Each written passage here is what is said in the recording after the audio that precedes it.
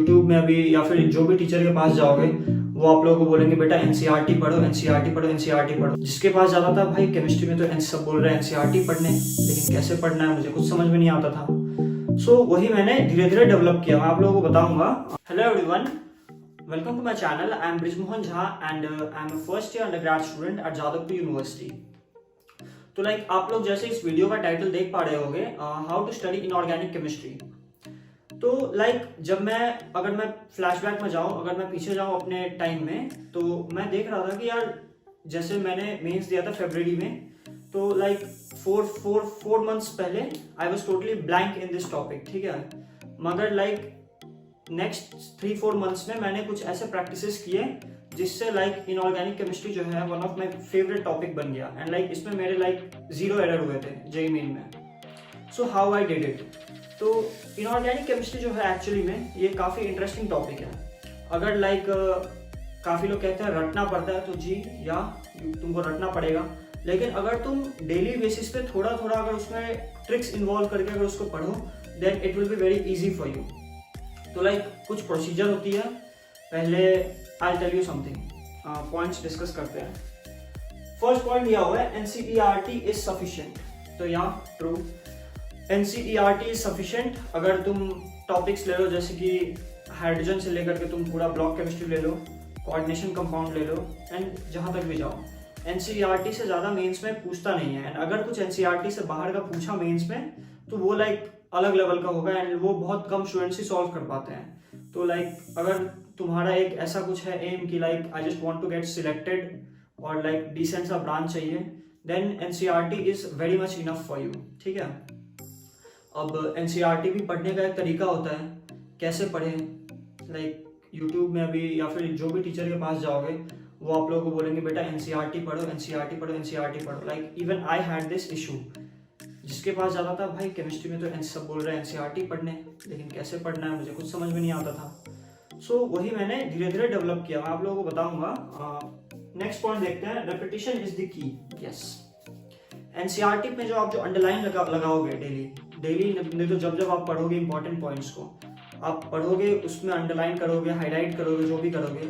आप आज उसको पढ़ा, 24 आवर्स बाद आप उसको दोबारा पढ़ोगे, 48 आवर्स बाद आप उसको दोबारा पढ़ोगे। पढ़ते पढ़ते पढ़ते पढ़ते वो आपके दिमाग में सेट हो जाएगा। एंड इनऑर्गेनिक का सबसे अच्छा चीज़ ये है कि अगर वहाँ से क्वेश्चन आया तो it is something either you know और यू डोंट नो। जैसे मैथ्स में क्या होता है, क्वेश्चन आया आप उसको सॉल्व करोगे, 1-1.5 मिनट लगेगा आपको सॉल्व करने में, 40 सेकंड लगेगा ऐसा कुछ। एंड देन हो सकता है may be at the end answer ना आए, लेकिन इनऑर्गेनिक्स में ऐसा नहीं होता है। आइदर यू नो और यू डोंट नो। अगर आप क्वेश्चन देखें, ऑप्शन देखें, आपको पता है कि ये ऑप्शन है आंसर, नहीं तो आपको नहीं पता रहेगा कि नहीं आंसर आप उसको। तो इनऑर्गेनिक आपका टाइम बहुत ज़्यादा बचाएगा एग्जाम में, जो कि जनरली जो हम लोग बोलते हैं कि केमिस्ट्री बहुत ज़्यादा जल्दी हो जाता है, तो one of the main reason है इसका इनऑर्गेनिक केमिस्ट्री। तो रेपिटेशन इज द की था अपना। आप लोगों को एक रेगुलर इंटरवल के बाद इनऑर्गेनिक पढ़ना होगा। ऐसा नहीं कि आज आप लोगों ने पढ़ना स्टार्ट कर दिया एंड 10 दिन अभी भूल गए उसको कि भाई यार मैंने तो एनसीईआरटी का पढ़ लिया, भैया ने बताया था तो मैंने पढ़ लिया, वैसे नहीं होगा। थर्ड पॉइंट देखते हैं, JD Lee and other author books are not required. तो जेडी ली एक बहुत रिस्पेक्टेड ऑथर हैं इनऑर्गेनिक केमिस्ट्री की। उनकी एक इतनी मोटी किताब आती है जो कि जेईई एडवांस एस्पिरेंट्स लोगों के बीच में बहुत ज़्यादा फेमस है। लेकिन to be honest mains level तक जेडी ली इंपॉर्टेंट नहीं है। आज तक मुझे किसी भी टीचर ने नहीं कहा है। आप बहुत अच्छे टीचर के भी पास चले जाओगे, आप वो आपको एक सर्टेन लेवल के बाद बोलेगा कि तुम जेडी ली से पढ़ो। जब वो आपको पर्सनली देखेगा कि आप एनसीईआरटी को एकदम अच्छे से खा गए हो, तब वो आपको मे बी सजेस्ट करे कि आप जेडी ली और या फिर अदर बुक्स पढ़ो। इनऑर्गेनिक के लिए आपको करेंटली एनसीईआरटी पर एकदम स्टिक करके रहना है। Teachers notes for detailed revision. Yes, जैसे कुछ टॉपिक्स हो गए आपके पीरियोडिक टेबल, कुछ टॉपिक्स हो गए आपके केमिकल बॉन्डिंग, ये सब जो कोऑर्डिनेशन कंपाउंड, ये सब जो टॉपिक हो गया आपका एनसीईआरटी में, इसके अंदर बहुत सारे उल जलूल चीज़ बहुत सारे दिए हुए हैं। तो अगर आपने एक टीचर का नोट्स अगर अच्छे से लिखा हुआ है, जो टीचर को फॉलो कर रहे थे, तो उस नोट्स को फॉलो करके आप इनऑर्गेनिक में आपका एक रिवीजन बहुत अच्छा हो जाएगा। जैसे कि आप मॉलिक्यूलर ऑर्बिटल थ्योरी या फिर VSEPR थ्योरी उठाए, उसके सारे जो आपके रूल्स वगैरह जो कुछ भी है, कैसे क्या बॉन्ड ऑर्डर निकाला जाता है, कैसे क्या लोन पे नंबर ऑफ शेप ज्योमेट्री वगैरह पढ़ लिए। लाइक मुश्किल से मुश्किल आपको आधे घंटे में आपका पूरा चैप्टर रिवीजन हो जाएगा। And NCERT reading teachers notes for detail revision and NCERT reading everyday 1 hour. NCERT जो है आपका धीरे धीरे एक शॉर्ट नोट्स बन जाएगा। कब बन जाएगा मैं बताता हूँ। लाइक आप लोग अगर मान लो टीचर के नोट्स पढ़ रहे हो, पर रिवीजन कर रहे हो, डिटेल रिवीजन, एक चैप्टर का अगर आप 4 से 5 बार डिटेल रिवीजन कर लो तो वो चैप्टर आपके दिमाग में सेट हो जाता है। अब आपको दोबारा उतना नहीं पढ़ना है। अब आपको क्या करना है, आपका जो एनसीईआरटी में मार्क किया हुआ है, जैसे मैं अभी करवाऊंगा आपको, तो बस उसको आपको रिवीजन करना है। बाकी वो जो था आपका टीचर्स का नोट्स, वो आपके दिमाग में सेट हो गया, और जब एनसीईआरटी पढ़ोगे आपका टीचर्स का नोट्स फिर आपको रिकॉल होने लगेगा, तो आपके लिए ये सही हो जाएगा। और जो दिया हुआ है एवरीडे 1 आवर, अगर आप 1 आवर में आपको यही बोलूंगा कि अगर आप आज जेईई की तैयारी स्टार्ट कर रहे हो तो आज से 1 आवर पढ़ना स्टार्ट कर दो। अगर आपका एग्जाम है तो उससे 5 मंथ्स पहले ऐसे अगर आप स्टार्ट कर दो तो it will be very good for you. And 5 months पहले, ये नहीं कि इनऑर्गेनिक हम लोग स्टार्ट करेंगे 5 मंथ्स पहले। इनऑर्गेनिक जैसे कोचिंग में या फिर जैसे आप यूट्यूब से जहाँ से पढ़ रहे हो, जैसे चल रहा है वैसे चलने दो। जो आपका हार्डकोर एनसीईआरटी रीडिंग वाला पार्ट है वो आपको 3, 4, 5 मंथ्स पहले अगर आप स्टार्ट करोगे then it will be very easy for you. तो अब इस वीडियो में मैं आपको एक चैप्टर उठा रहा हूँ, for example hydrogen and it's compounds, and मैं आपको दिखाऊंगा इसमें आपको एनसीईआरटी आखिर करनी कैसी है।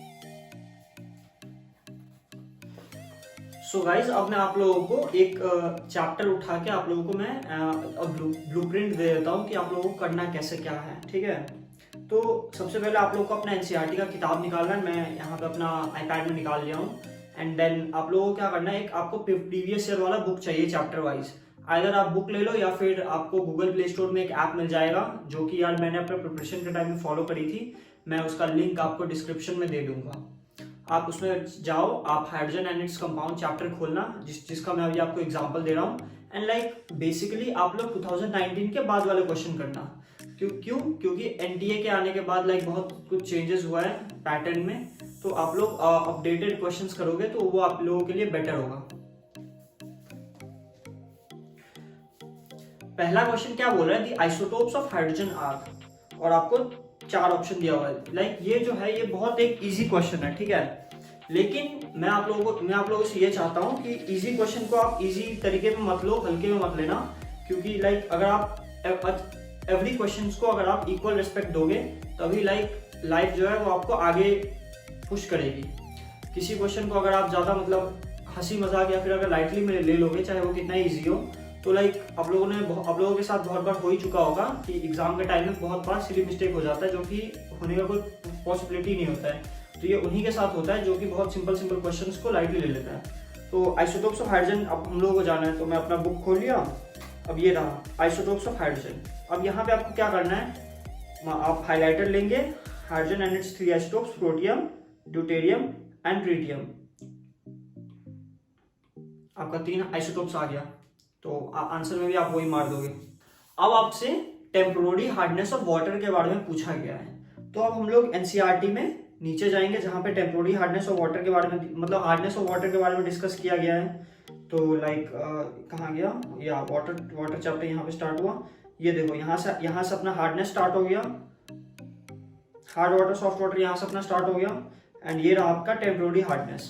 यहाँ पे दिया हुआ है temporary hardness of water is due to the presence of magnesium and calcium hydrogen carbonates, presence of magnesium and calcium hydrogen carbonates. Temporary hardness दिया हुआ है, तो इससे आपका ये वाला आंसर हो जाएगा। अब आपका नेक्स्ट क्वेश्चन जो है उसमें बोला हुआ है the total number of isotopes of hydrogen and number of radioactive isotopes are. तो वापस हम लोग देख रहे हैं आप रिपीट हो गया क्वेश्चन उसी पार्ट से। आइसोटोप से आपका नॉर्मल एग्जैक्ट क्वेश्चन नहीं रिपीट होगा, लेकिन आपका टॉपिक रिपीट हो जाएगा। तो अगर किसी ने ये क्वेश्चन करने के बाद आपका एनसीईआरटी में अगर आइसोटोप्स वाला टॉपिक जो है वो रिवाइज किया होता, तो आप उसका ये क्वेश्चन भी हो जाता। ये तो इसी क्वेश्चन, ये तो ऐसे भी सबका हो जाता। यहाँ पे आपका दिया हुआ ये देखो,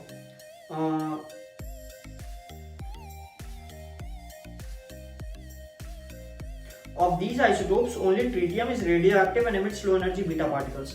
तो आंसर में क्या हो जाएगा, टोटल नंबर ऑफ आइसोटोप्स हो गए 3 and number of radioactive isotopes हो गया 1, जो कि आपका tritium which is radio active 2। Next question में आपसे पूछा गया है chemical nature of hydrogen peroxide. तो हम लोग क्या करेंगे, हम लोग हाइड्रोजन पेरोक्साइड चैप्टर में चले जाएंगे।